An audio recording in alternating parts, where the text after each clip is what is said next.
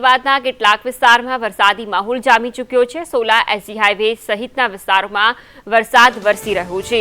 ક્યાંક ધોધમાર વરસાદ વરસી રહ્યો છે। થલતેજ સહિતના વિસ્તારમાં પણ વરસાદનું આગમન। આ તરફ અખબારનગર, નિર્ણયનગર વિસ્તારમાં પણ વરસાદી માહોલ જામી ચૂક્યો છે। ચાણક્યપુરીમાં ધોધમાર વરસાદ ખાબકી રહ્યો છે।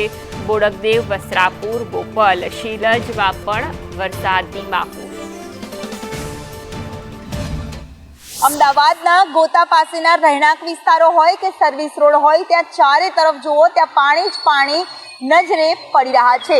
ચોમાસામાં દર ચોમાસે આ પ્રકારની સ્થિતિ થાય છે અને પ્રશાસનના પાપે પ્રજા પરેશાન થતી નજરે પડે છે। અહીંયા દ્રશ્ય જોઈએ તો જ્યાં બસ હોય કે એસટી ચાલક હોય કે પછી ટુ વ્હીલર હોય કે ફોર વ્હીલર, અનેક વાહન ચાલકો આ વરસાદી પાણીમાં અકસ્માતના ભયના નેજા હેઠળ નીકળતા નજરે પડે છે। અહીંયાથી પ્રજા પરેશાન થતી અને આ વરસાદી પાણીમાં હાલાકી ભોગવતો દ્રશ્ય સામે આવ્યા છે। સામાન્ય પણ વરસાદ પડે ત્યાં આ પ્રકારે વરસાદી પાણીનો નિકાલ થતો નથી અને લોકોએ પરેશાન થવું પડે છે।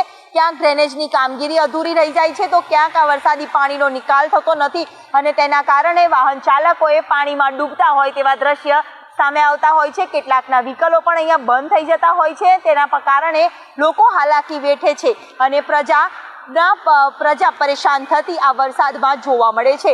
અને આ જ ગોતા પાસેનો જ રહેણાંક વિસ્તાર છે કે જ્યાં વરસાદી પાણીનો નિકાલ થયો નથી અને વાહન ચાલકો પરેશાન થતા નજરે પડી રહ્યા છે। કેમેરામેન સંદીપ રાઠોડ સાથે દિવ્યા ચૌહાણ, સંદેશ ન્યૂઝ, અમદાવાદ।